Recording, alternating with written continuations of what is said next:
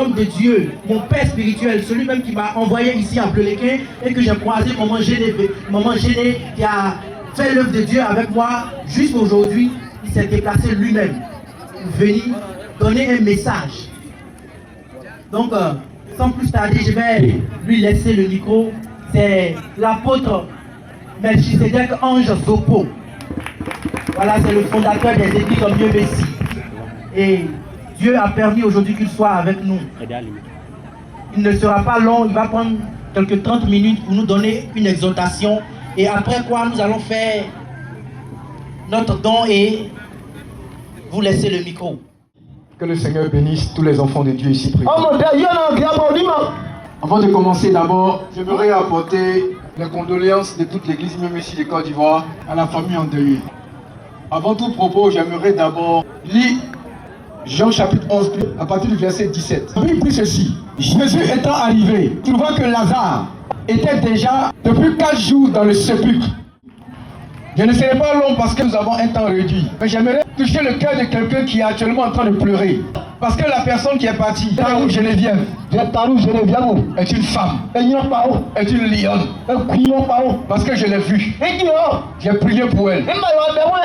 Le jour que je suis arrivé à Bleulequin, c'est l'une des premières femmes qui m'a reçu. Et elle ne m'a pas reçu comme une personne ordinaire. Elle m'a donné de la valeur. Mais avant qu'elle me donne de la valeur, mon fils m'avait déjà donné son témoignage. Il a dit: papa, il y a beaucoup d'hommes à Bleulequin. Je suis venu ici, je suis jeune. Mais quand je pleure, il y a une femme que je vais croiser et elle me donne des paroles. Même quand j'ai faim, elle me donne de la nourriture.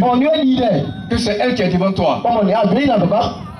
Alors quand il m'a dit: papa, qu'elle est malade, j'ai coulé les larmes. Et j'ai pris tous les pasteurs de l'église. On s'est mis ensemble pour prier. Même sur le groupe WhatsApp de l'église, on a commencé à prier. Parce que c'est quelqu'un de précieux.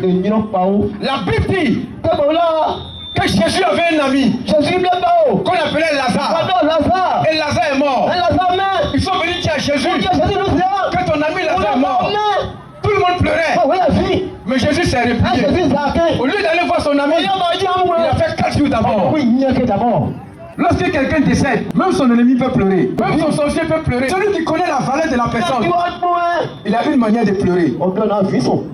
Et aujourd'hui, je croise une famille qui a une manière de pleurer. Cette Tarou Geneviève a été important pour vous. Si elle a béni l'église, si elle a béni mon fils, elle a béni sa femme, elle a permis de payer un terrain. Imaginez-vous ce qu'elle a fait dans la vie de ses soeurs, dans la vie de son mari, dans la vie de ses enfants. Et donc ils ont dit à Jésus que Lazare est mort. Jésus est resté pendant 4 jours.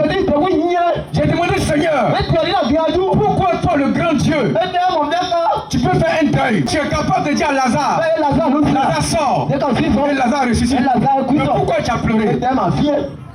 La Bible dit qu'il y a une femme qui a pris un parfum. Elle a mis le parfum sur les pieds de Jésus. Son nom c'était Marie. Il y avait encore une autre femme qu'on appelait Marthe. La Bible dit que Marthe allait préparer pour donner la nourriture à Jésus. Et ces 2 femmes-là, c'était les parents de Lazare qui est mort. Donc, celui qui est décédé est la personne qui avait des sœurs qui nourrissaient Jésus, qui soutenaient Jésus. Quand Jésus est sale, c'est elle qui lui paye du savon.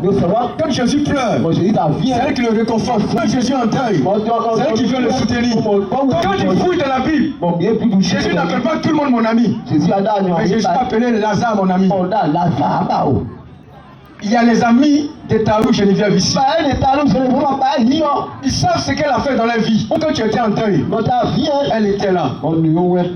C'est à cause de ça que Jésus a pleuré devant Lazare. Mais quand Jésus a fini de pleurer, la Bible dit que Jésus a commencé à marcher. Et il s'est trouvé devant le tombeau. La présence de Jésus devant le tombeau était un message fort pour dire à tout le monde ici présent que quel que soit le problème, il ne faut pas rester couché. Il ne faut pas s'asseoir. Il faut dire à celui qui veut que tu pleures que je suis debout. Parce que la personne qui va, la personne qui est décédée, a fait quelque chose de bon dans ma vie. Donc à son funérail, il faut que ses ennemis me voient debout. Me voient fort.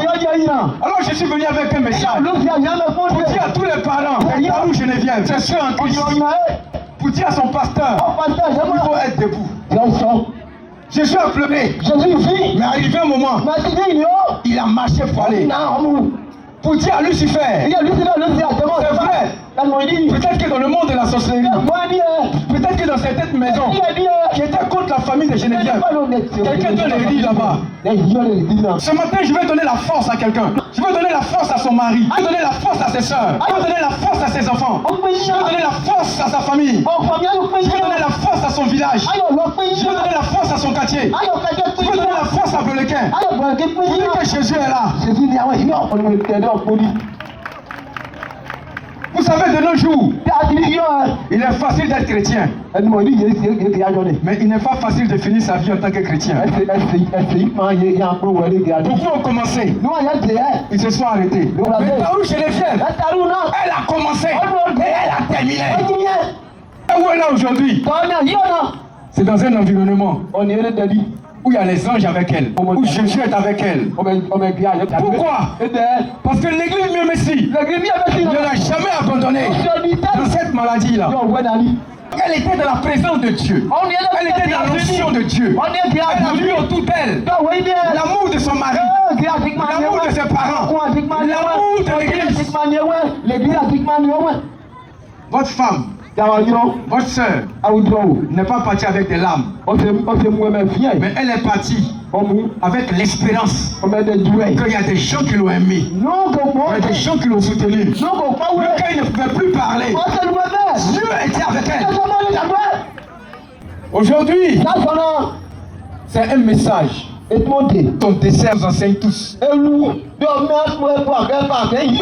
Comme l'apôtre Paul pouvait dire, j'ai combattu le bon combat, j'ai achevé ma course. Pourquoi elle est finie? Elle est partie dans la présence de Dieu. Mais toi qui es chrétien, toi qui vis actuellement, une question: est-ce que tu seras capable de finir ta vie dans la présence de Dieu comme elle? Que les autorités, que sa famille, dans la douleur la plus profonde, la plus macabre, sache que nous sommes avec eux aujourd'hui, comme demain, jusqu'à la fin des temps. C'est vrai, elle est partie, mais pour nous, elle est encore en vie. Parce que Christ nous a donné la résurrection. Au nom de cette réalité-là, nous allons toujours rendre visite à son mari, rendre visite à ses enfants. Et je demande à l'église Mieux Messie de Blolequin de ne pas abandonner cette famille-là. Que vous vous rappeliez d'aller saluer son mari pour lui donner la force. Mon dernier mot, c'est de rendre grâce à Jésus-Christ. Parce qu'à lui revient toute la gloire. Et c'est lui qui a fait aujourd'hui qu'elle a tenu ferme dans la foi chrétienne. Que le Seigneur vous bénisse. Son dernier mot. Jésus n'a pas dit son dernier mot. La terre a parlé, la mort a parlé, sorcellerie a parlé, mais Jésus n'a pas dit son dernier mot.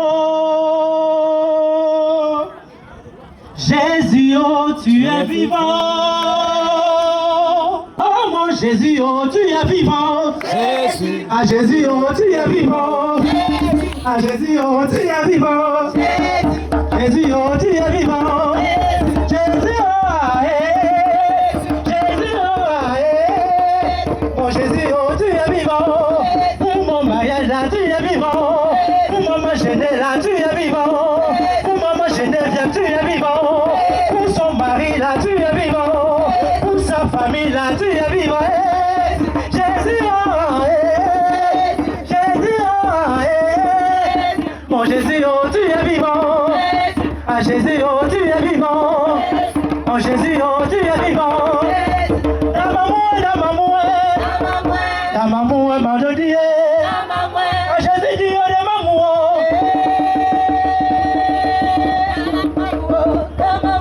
Ta maman, ma Dieu. Ta maman, ma Dieu. Ta maman, ma Dieu.